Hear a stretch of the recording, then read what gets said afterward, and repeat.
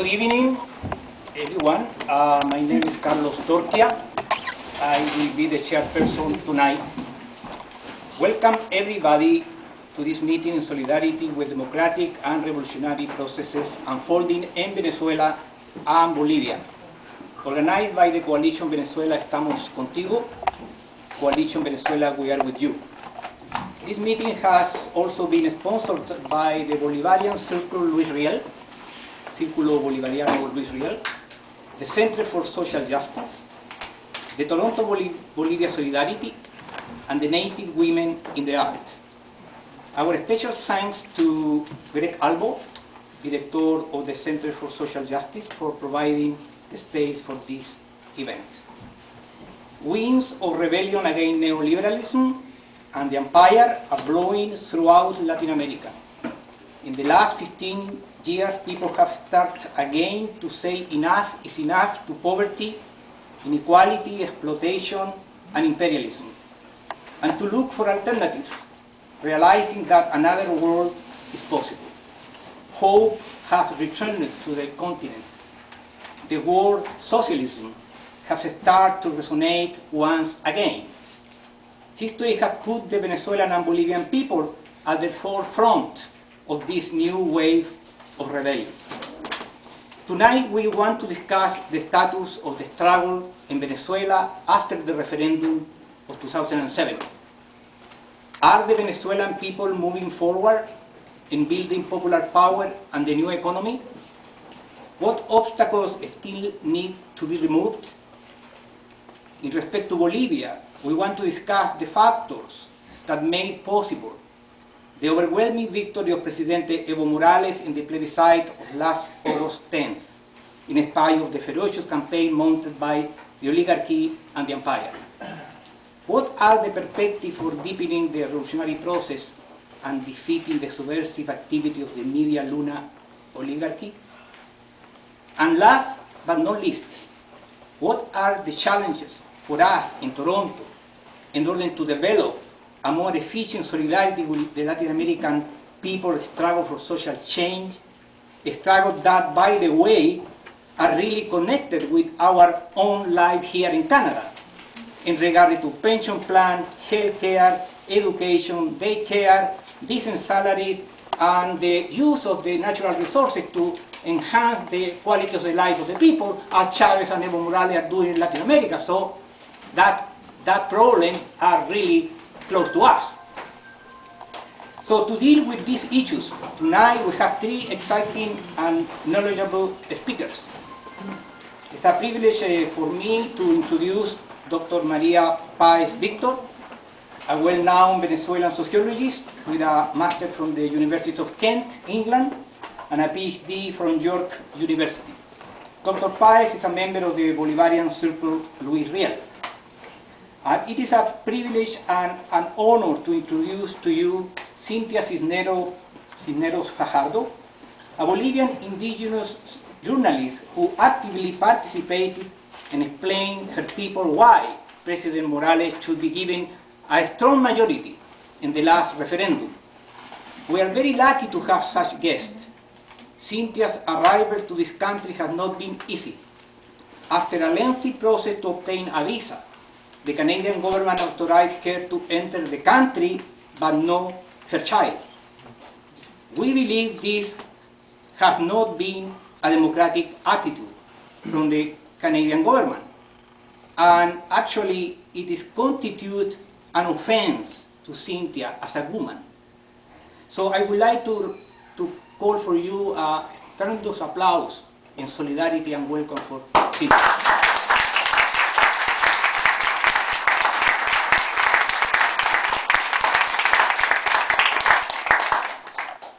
Raghu Krishnan will be her interpreter and translator, and he always is with us in this kind of event. He's a very skillful professional.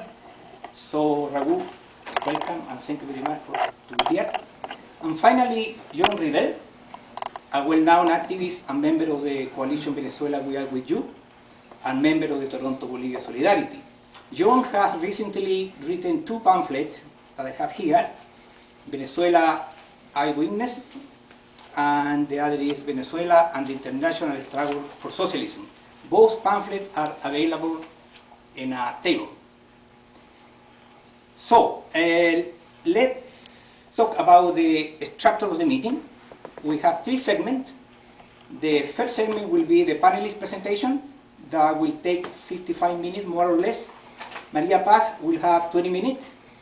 Cynthia, she will have 25 minutes, given the fact that she needs translation.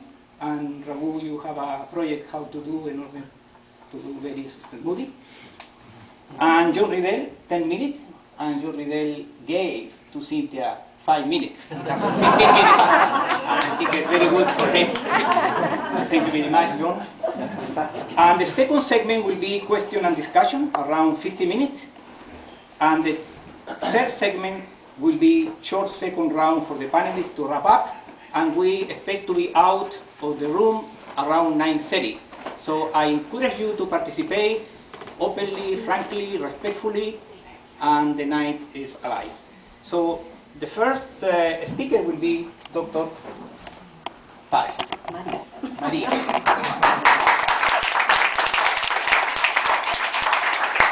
Thank you very much to the organizers for inviting me in to you to come here tonight to hear us. Your solidarity means enormously to us. I can understand many of us being in this struggle, your solidarity, which is so very touching to us.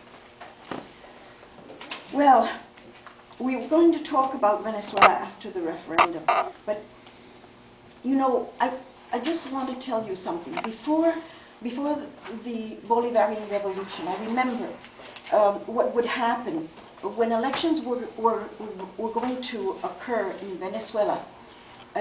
I live in Caracas, and Caracas is surrounded by little hills. So you live more or less in the valley, and all around these little hills is just covered with shanty towns. You've probably seen pictures. You can't escape seeing them. So before the elections, every now and again, you'd look up and you'd see, oh, this little hill, all the little shacks are painted green. And then over there, oh, all those little shacks are painted white.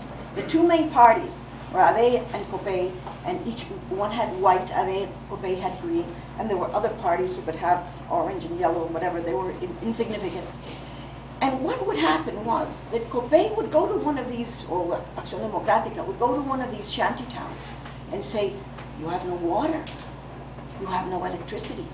If you all vote for us and paint your houses, when we win, we will put water in your area, or we will put electricity. That's how elections were done. It's called clientelism, or in a more forceful word, bribery. These were essential services that Venezuelans had every right to have: water, clean water, and electricity. And yet these essential services were used as a sort of a bribery to get these people then to show, oh, green over here, white over here. That was just the tip of the iceberg. It's just a very small example of the corruption of the state, the corruption of the public processes that occurred in Venezuela. So, with the election of President Chavez in 1998, all of this changed, because a year later, he brought in a change of the Constitution. The Constitution, I won't go into it, but it was a phenomenal process and a phenomenal document which actually changed the way things were done in Venezuela. But a few years later, last year, the government introduced a very lengthy and problematic new change to the Constitution. This new change, as you all know, lost.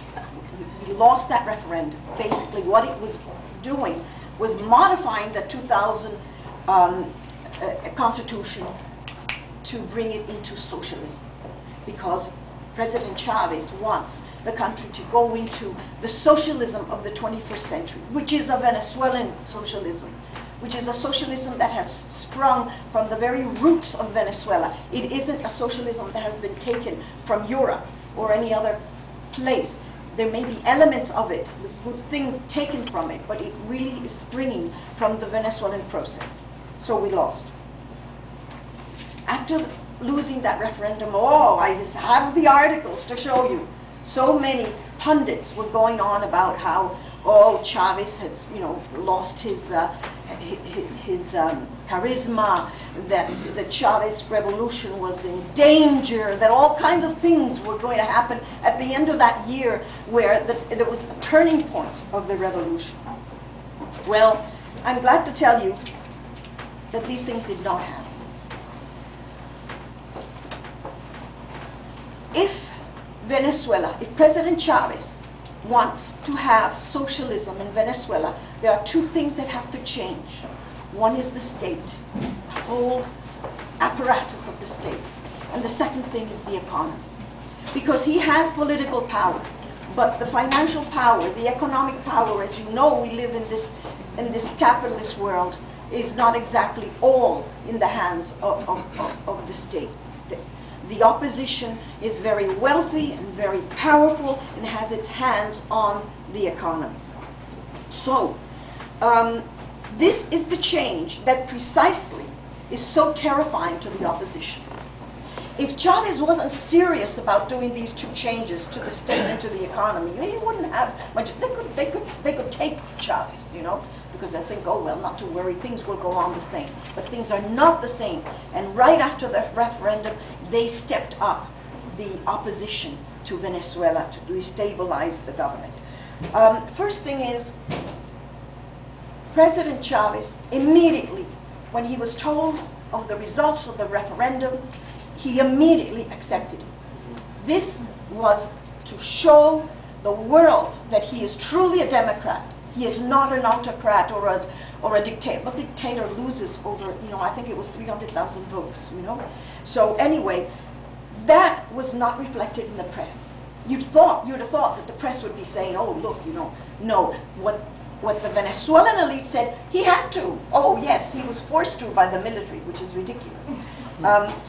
But they stepped up their opposition. They tried to accuse the Venezuelan government of all sorts of things. The one that really got me was that Al-Qaeda was amongst the Warao native peoples in Maracaibo, teaching them Arabic. Okay? And I got serious emails from people telling me, did you know that Al-Qaeda is in Maracaibo?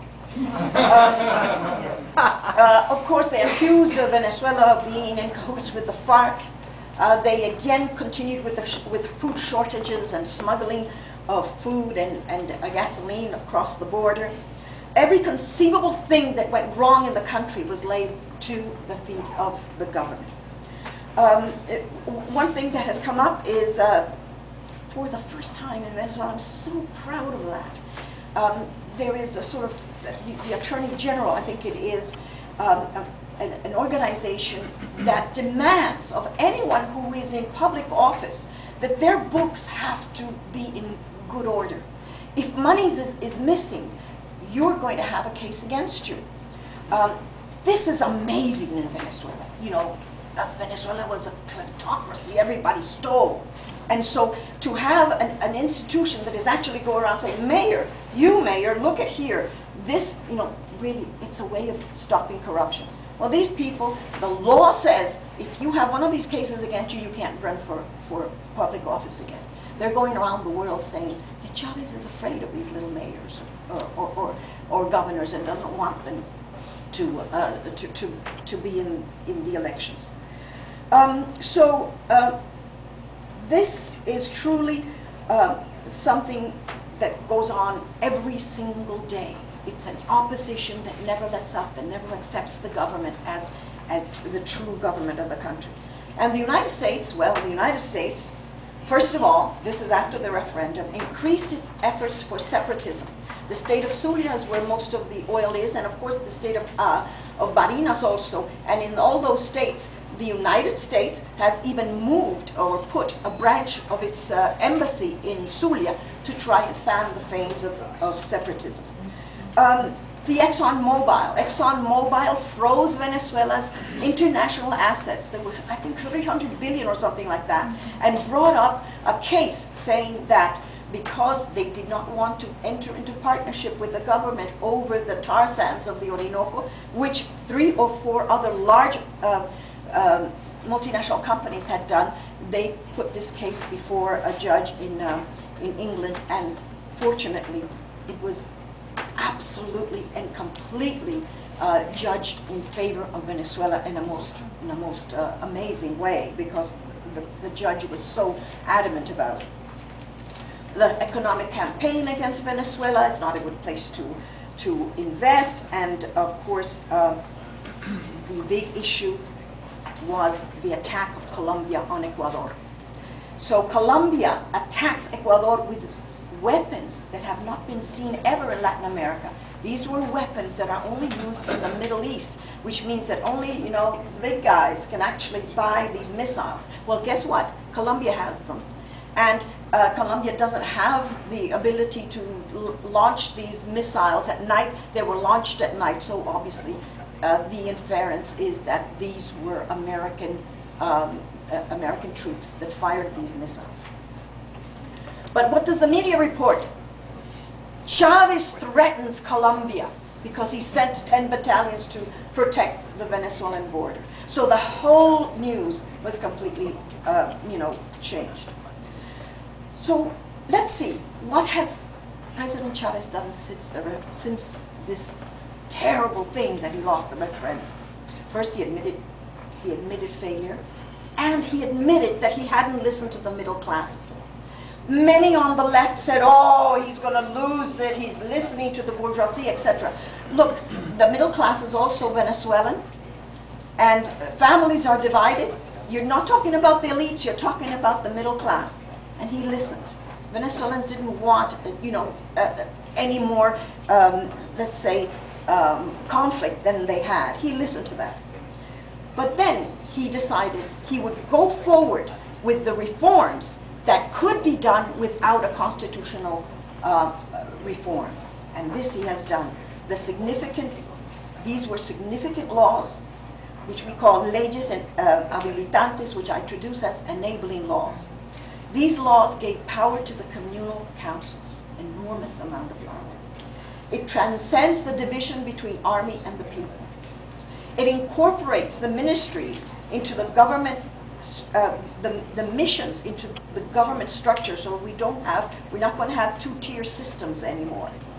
Food security, access to public housing, environmental protection, benefits for small and medium industries, which is very important, consumer protection, and further development of the railroads, which is really fantastic, because now there's a whole series of railroads over Venezuela. The other thing that has occurred since the referendum is the consolidation of the PSUV, the Venezuelan Socialist Party. And this was such a thrilling event. Again, many, even on the left, were saying, this is a disaster, they're fighting. The right wing of Chavistas are going to control this thing. They don't know Venezuelans. Of course they were fighting. Of course they were talking. Of course they were discussing. It was the most democratic formation of a party and election of its leadership that has, I don't know what the other parties are going to do to show that they are democratic compared to what the PSUV has done. And I could say that there was a triumph of the grassroots, and that what they thought would happen is not happening right now. It's quite consolidated, and quite frankly, it's doing very well with the running of the mayors and the governors. One of the things that has happened with the oppositions, they have failed to connect with the people. They've tried, but they just don't know how to do that. And some of the achievements were, well, I've got lots of data. If you want this data, I can give it to you, but extreme poverty has had a 54% reduction, and the general poverty is now reduced to about 25–26% since he came to power, and it was reduced even this year. The unemployment, just in the 1 year, was reduced by 2%, so unemployment is at 6%. When he came to power, it was 15%. I mean, these are amazing statistics, But a very wonderful aspect that has happened this year, this is after losing the referendum, is the series of nationalizations that the government has done. First, Sidor, which is the steel industry, which is the biggest steel company in the country. It is now nationalized. It is now Venezuelan.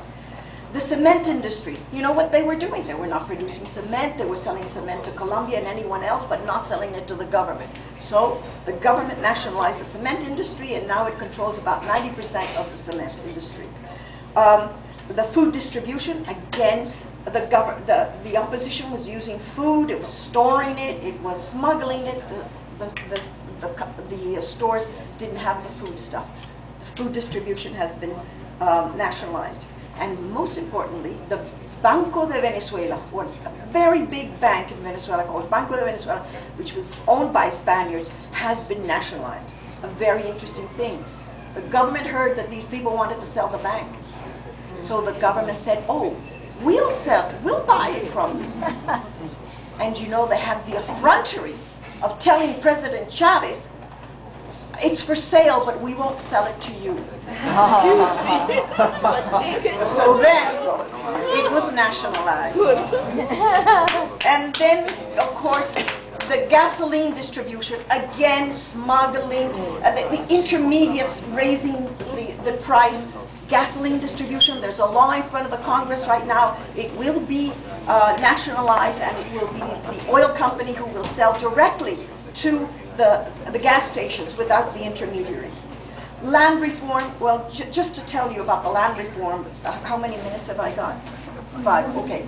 Land reform, this is very touchy because the most violent opposition to President Chavez's government has been amongst the rural landowners. These are landowners that own huge estates. 190 Venezuelan rural leaders have been assassinated by these landlords, the paramilitaries that are working, assassins, really, why do we call them paramilitary? They're assassins that are going around killing the representatives of the peasantry, of the people who work in the rural areas. Well, two things. The government takes over land that is viable for agriculture and has been left idle. And second of all, the landowners have to show a deed because most of them have that land they just took over. Just this month, the government took over an estate called El Frio, which was larger than the island of Margarita. That's how big it was. So that's coming along. And then the last thing I have to tell you, I could tell you lots of other things. One is the communal councils. They now have about $4 billion.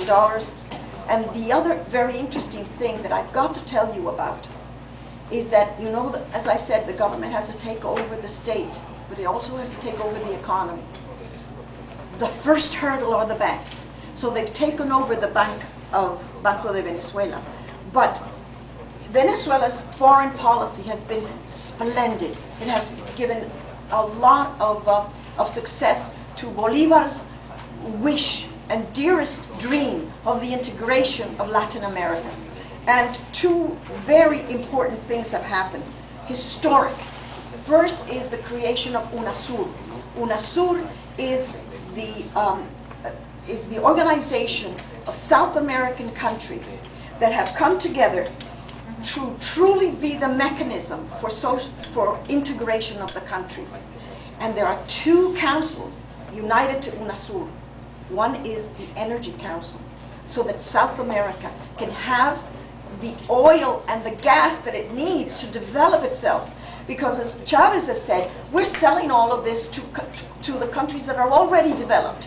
There won't be enough for us. We have got to have our own energy from our own sources and to distribute it amongst us so that we can develop. And the second thing, which I'm very glad to say, is the South American Defense Council. That is the union of the defense departments of South America to defend South America and to work for peace. On that note, I just want to say that one of the things that is the most, you asked me about the challenges. one great challenge that really fills me with a lot of fear is that the Bush administration has done the greatest militarization possible to the area of South America. One of the things that it has done is that Latin America is no longer a priority for the Department of State of the United States. It is a priority for the Department of Defense of the United States. And the Latin American issues have been passed over to the Pentagon, and the Pentagon to the Southern Command, which of course is based in Colombia. And so the US has trained up to 20,000 military people in Colombia for long-term and large-scale operations, which they never had to before. So this has two consequences for Latin America, which is really devastating. First is that military aid and aid for things such as narco-traffic and all of that kind of stuff, well, there's no longer any supervision by Congress. It's entirely in the hands of the military. They don't have to report to Congress.